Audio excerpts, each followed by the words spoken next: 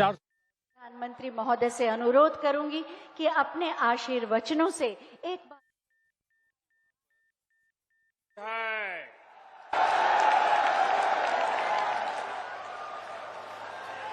महात्मा बुद्ध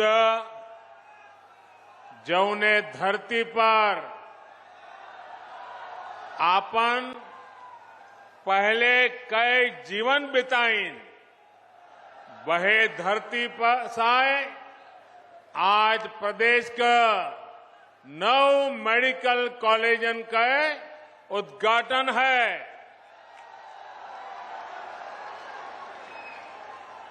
स्वस्थ और निरोग भारत का सपना पूरा कर बदे ये एक बड़ा कदम है। आप सबके बधाई। उत्तर प्रदेश की राज्यपाल श्रीमती आनंदीबेन पटेल जी, यूपी के यशस्वी और कर्मयोगी मुख्यमंत्री योगी आदित्यनाथ जी, केंद्रीय स्वास्थ्य मंत्री श्री मनसुख मांडविया जी, मंच पर उपस्थित यूपी सरकार के अन्य मंत्रीगण,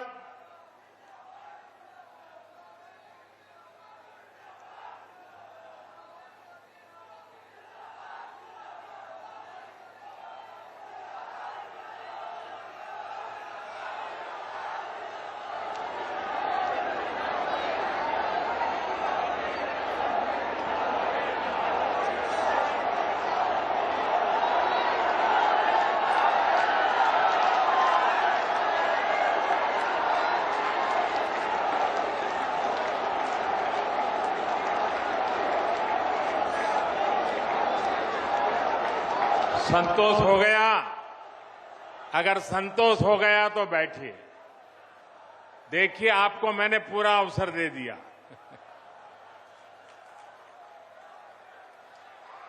आपकी इच्छा हमारे सर आंखों पर।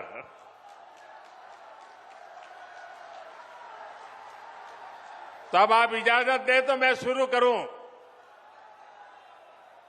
आपकी इजाजत है?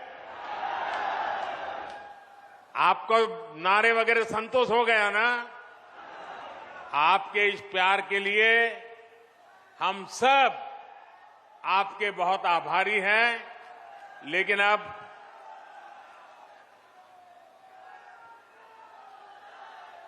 ये उत्साह अभी कई महीनों तक चला रहा है।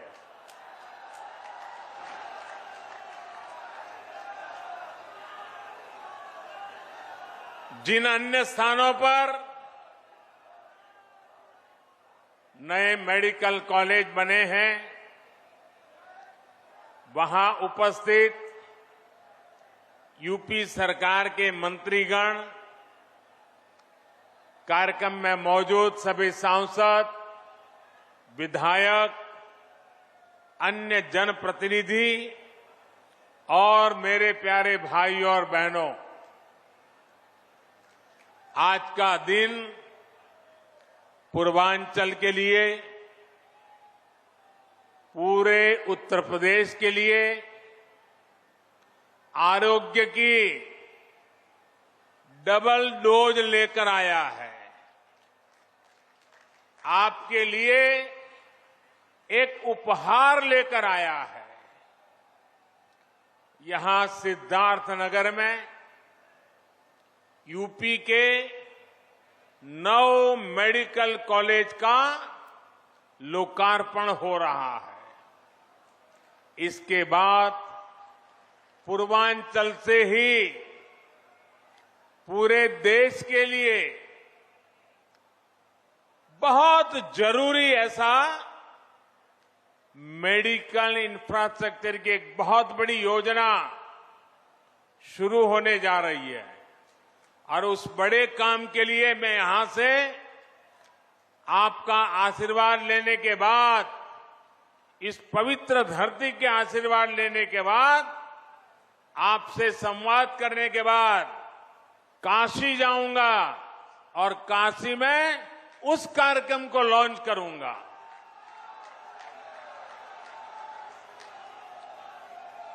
साथियों, आज केंद्र में जो सरकार है, यहां यूपी में जो सरकार है, वो अनेकों कर्म योगियों की दशकों की तपस्या का फल है। सिद्धार्थ नगर ने भी स्वर्गीय माधव प्रसाद त्रिपाठी जी के रूप में एक ऐसा समर्पित जनप्रतिनिधि देश को दिया, जिनका अथाह परिश्रम आज राष्ट्र के काम आ रहा है। माधव बाबू ने राजनीति में कर्म योग की स्थापना के लिए पूरा जीवन खपा दिया। यूपी भाजपा के पहले अध्यक्ष के रूप में, केंद्र में मंत्री के रूप में उन्होंने विशेष रूप से पूर्वांचल के विकास की चिंता की। इसलिए सिद्धार्थ नगर के नए मेडिकल कॉलेज का नाम माधव बाबू के नाम पर रखना उनके प्रति सेवा भाव के प्रति सच्ची कार्यांजलि है। और इसके लिए मैं योगी जी को और उनकी पूरी सरकार को बधाई देता हूं। माधव बाबू का नाम यहां से पढ़कर निकलने वाले युवा डॉक्टरों को जन सेवा की निरंतर प्रेरणा भी देगा। भाइयों और बहनों, यूपी और पूर्वांचल में आस्था, अध्यात्म और सामाजिक जीवन से जुड़ी बहुत विस्तृत विरासत है। इस विरासत को स्वस्थ, सक्षम और समृद्ध उत्तर प्रदेश के भविष्य के साथ भी जोड़ा जा रहा है। आज जिन 9 जिलों में मेडिकल कॉलेज का लोकार्पण किया गया है, उनमें ये दिखता भी है।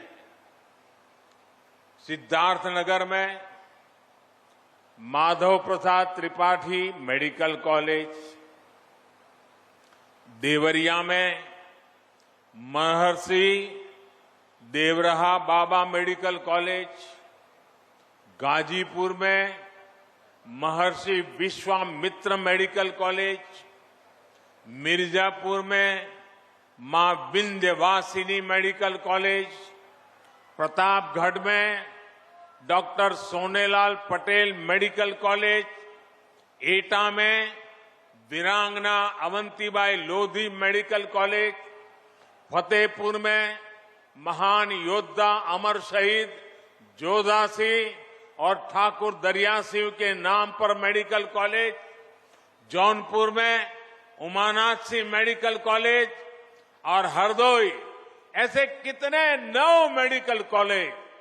ये सभी मेडिकल कॉलेज अब पूर्वांचल के कोटि कोटि जनों की सेवा करने के लिए तैयार है। इन 9 नए मेडिकल कॉलेजों के निर्माण से करीब 2,500 नए बेड्स तैयार हुए हैं।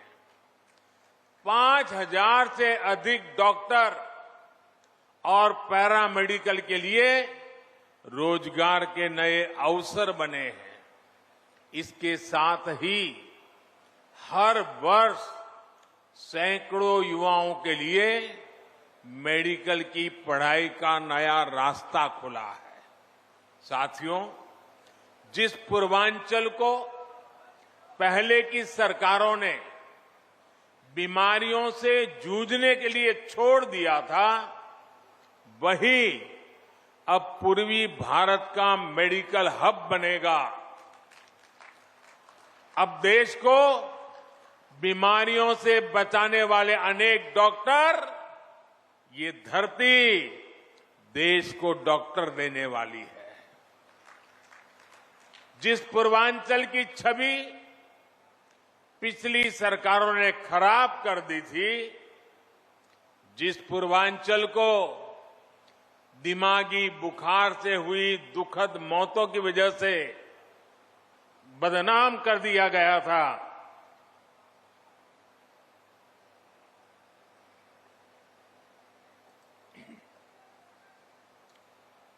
वही पूर्वांचल, वही उत्तर प्रदेश पूर्वी भारत को सेहत का नया उजाला देने वाला है। साथियों, यूपी के भाई बहन भूल नहीं सकते कि कैसे योगी जी ने संसद में यूपी की बदहाल मेडिकल व्यवस्था की व्यथा सुनाई थी।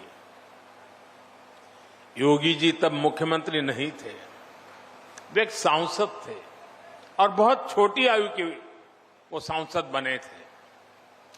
और अब आज यूपी के लोग ये भी देख रहे हैं कि जब योगी जी को जनता जनार्दन ने सेवा का मौका दिया तो कैसे उन्होंने दिमागी बुखार को बढ़ने से रोक दिया। इस क्षेत्र के हजारों बच्चों का जीवन बचा लिया। सरकार जब संवेदनशील हो, गरीब का दर्द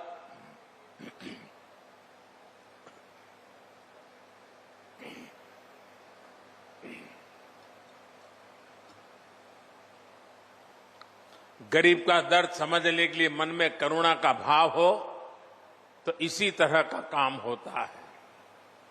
भाइयों और बहनों, हमारे देश में आजादी के पहले और उसके बाद भी मूलभूत चिकित्सा और स्वास्थ्य सुविधाओं को कभी प्राथमिकता नहीं दी गई।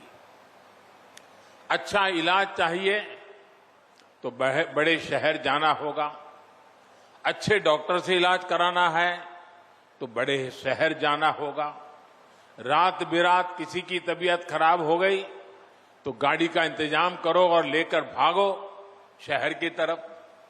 हमारे गांव देहात की यही सच्चाई रही है। गांवों के कस्बों में जिला मुख्यालय तक में बेहतर स्वास्थ्य सुविधाएं मुश्किल से ही मिलती थी। इस कष्ट को मैंने भी भोगा है, महसूस किया है। देश के गरीब, दलित, शोषित, वंचित, देश के किसान, गांवों के लोग, छोटे छोटे बच्चों को सीने से लगाए इधर उधर दौड़ रही माताएं, हमारे बुजुर्ग जब स्वास्थ्य की बुनियादी सुविधाओं के लिए सरकार की तरफ देखते थे तो उन्होंने निराशा ही हाथ लगती थी। इसी निराशा को मेरे गरीब भाई बहनों ने अपनी नीति मान लिया था। जब 2014 में आपने मुझे देश की सेवा का अवसर दिया, तब पहले की स्थिति को बदलने के लिए हमारी सरकार ने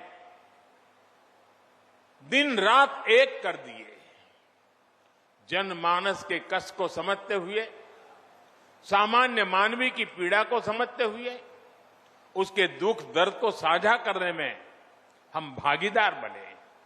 हमने देश के स्वास्थ्य सुविधाओं को सुधारने के लिए, आधुनिकता लाने के लिए एक महायज्ञ शुरू किया, अनेक योजनाएं शुरू की। लेकिन मुझे इस बात का हमेशा अफसोस रहेगा कि यहां पहले जो सरकार थी उसने हमारा साथ नहीं दिया। विकास के कार्यों में वो राजनीति को ले आई, केंद्र की योजनाओं को यहां यूपी में आगे नहीं बढ़ने दिया गया। साथियों, यहां अलग अलग आयु वर्ग के बहन भाई बैठे हैं। क्या कभी किसी को याद पड़ता है? और याद पड़ता है तो मुझे बताना क्या किसी को याद पड़ता है कि उत्तर प्रदेश के इतिहास में कभी एक साथ इतने मेडिकल कॉलेज का लोकार्पण हुआ हो? हुआ है कभी? नहीं हुआ है ना। पहले ऐसा क्यों नहीं होता था और अब ऐसा क्यों हो रहा है? इसका एक ही कारण है, राजनीतिक इच्छा शक्ति और राजनीतिक प्राथमिकता। जो पहले थे उनकी प्राथमिकता अपने लिए कमाना और अपने परिवार की तिजोरी भरना था। हमारी प्राथमिकता गरीब का पैसा बचाना, गरीब के परिवार को मूलभूत सुविधाएं देना। साथियों, बीमारी अमीर गरीब कुछ नहीं देखती है, उसके लिए तो सब बराबर होते हैं। और इसलिए इन सुविधाओं का जितना लाभ गरीब को होता है, उतना ही लाभ मध्यम वर्ग के परिवारों को भी होता है। साथियों, 7 साल पहले जो दिल्ली में सरकार थी और 4 साल पहले जो यहां यूपी में सरकार थी, वो पूर्वांचल में क्या करते थे? जो पहले सरकार में थे वो वोट के लिए नहीं, डिस्पेंसरी की कहीं छोटे छोटे अस्पताल की घोषणा करके बैठ जाते थे। लोग भी उम्मीद लगाए रहते थे, लेकिन सालों साल तक या तो बिल्डिंग ही नहीं बनती थी, बिल्डिंग होती थी तो मशीन नहीं होती थी, दोनों हो गई तो डॉक्टर और दूसरा स्टाफ नहीं होता था। ऊपर से गरीबों के हजारों करोड़ रुपए लूटने वाली भ्रष्टाचार की साइकिल, ये भ्रष्टाचार की साइकिल 24 घंटे अलग से चलती रहती थी। दवाई में भ्रष्टाचार, एम्बुलेंस में भ्रष्टाचार, नियुक्ति में भ्रष्टाचार, ट्रांसफर पोस्टिंग में भ्रष्टाचार। इस पूरे खेल में यूपी में कुछ परिवारवादियों का तो खूब भला हुआ। भ्रष्टाचार की साइकिल तो खूब चली, लेकिन उसमें पूर्वांचल और यूपी का सामान्य परिवार पिसता चला गया। सही ही कहा जाता है, जाके पावन फटी बिवाई, जाके पावन फटी बिवाई, वो क्या जाने पीर पर आई। साथियों, बीते वर्षों में डबल इंजन की सरकार ने हर गरीब तक बेहतर स्वास्थ्य सुविधाएं पहुंचाने के लिए बहुत ईमानदारी से प्रयास किया है, निरंतर काम किया है।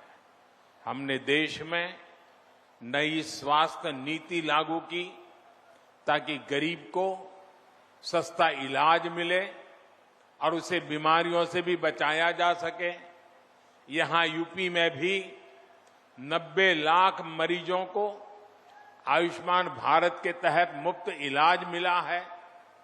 इन गरीबों के आयुष्मान भारत की वजह से करीब करीब 1000 करोड़ रुपए इलाज में खर्च होने से बचे हैं। आज हजारों जन औषधि केंद्रों से बहुत सस्ती दवाएं मिल रही हैं। कैंसर का इलाज, डायलिसिस और हार्ट की सर्जरी तक बहुत सस्ती हुई है। शौचालय जैसी सुविधाओं से अनेक बीमारियों में कमी आई है।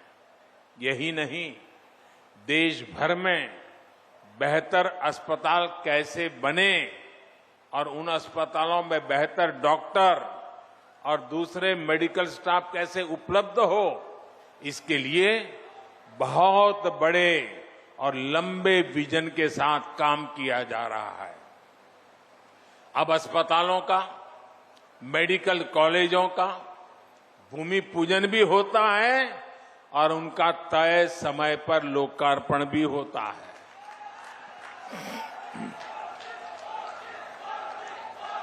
योगी जी की सरकार से पहले जो सरकार थी, उसने अपने कार्यकाल में यूपी में सिर्फ 6 मेडिकल कॉलेज बनवाए थे।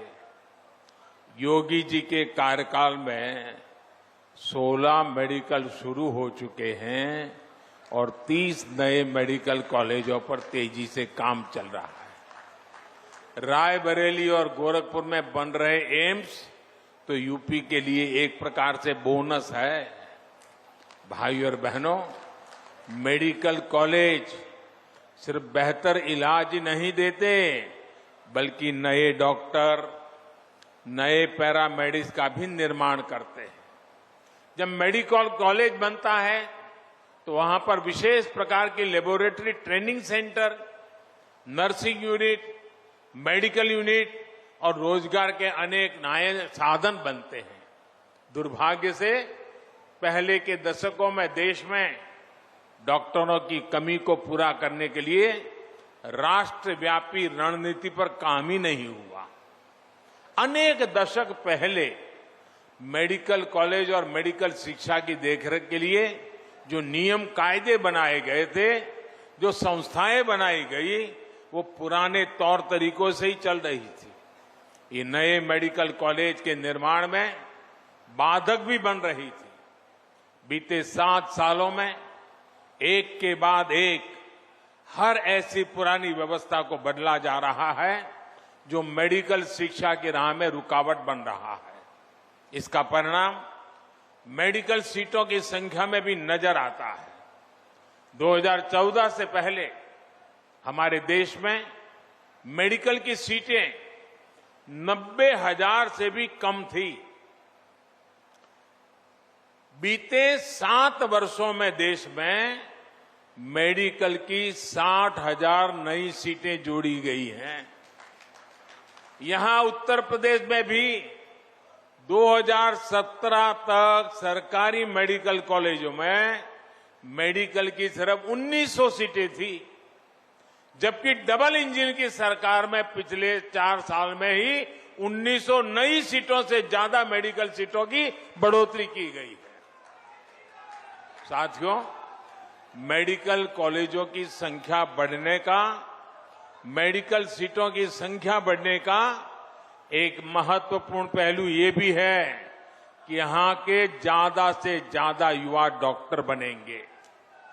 गरीब मां के बेटे और बेटी को भी अब डॉक्टर बनने में और आसानी होगी। सरकार के निरंतर प्रयास का परिणाम है कि आजादी के बाद 70 वर्षों में जितने डॉक्टर पढ़ लिख कर निकले, उससे ज्यादा डॉक्टर हम अगले 10-12 वर्षों में तैयार कर पाएंगे। साथियों, युवाओं को देश भर में अलग अलग एंट्रेंस टेस्ट की टेंशन से मुक्ति दिलाने के लिए वन नेशन वन एग्जाम को लागू किया गया है। इससे खर्च की भी बचत हुई है और परेशानी भी कम हुई है। मेडिकल शिक्षा गरीब और मिडिल क्लास की पहुंच में हो, इसके लिए प्राइवेट कॉलेज की फीस को नियंत्रित रखने के लिए कानूनी प्रावधान भी किए गए हैं। स्थानीय भाषा में मेडिकल की पढ़ाई ना होने से भी बहुत दिक्कतें आती थी। अब हिंदी सहित अनेक भारतीय भाषाओं में भी मेडिकल की बेहतरीन पढ़ाई का विकल्प दे दिया गया है। अपनी मातृभाषा में जब युवा सीखेंगे तो अपने काम पर उनकी पकड़ भी बेहतर होगी। साथियों, अपनी स्वास्थ्य सुविधाओं को यूपी तेजी से सुधार सकता है। ये यूपी के लोगों ने इस कोरोना काल में भी साबित किया है। 4 दिन पहले ही देश ने 100 करोड़ वैक्सीन डोज का बड़ा लक्ष्य हासिल किया है और इसमें यूपी का भी बहुत बड़ा योगदान है। मैं यूपी की समस्त जनता, कोरोना वॉरियर्स, सरकार, प्रशासन और इससे जुड़े सभी लोगों को बधाई देता हूं। आज देश के पास 100 करोड़ वैक्सीन डोज का सुरक्षा कवच है। बावजूद इसके कोरोना से बचाव के लिए यूपी अपनी तैयारियों में जुटा हुआ है। यूपी के हर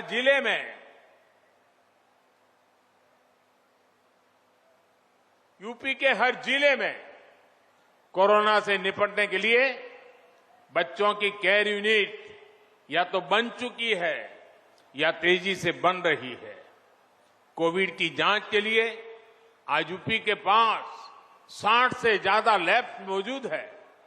500 से ज्यादा नए ऑक्सीजन प्लांट पर भी तेजी से काम चल रहा है। साथियों, यही तो सबका साथ, सबका विकास, सबका विश्वास और सबका प्रयास, यही तो उसका रास्ता है। जब सभी स्वस्थ होंगे, जब सभी को अवसर मिलेंगे, तब जाकर सबका प्रयास देश के काम आएगा। दीपावली और छठ का पर्व इस बार पूर्वांचल में आरोग्य का नया विश्वास लेकर आया है।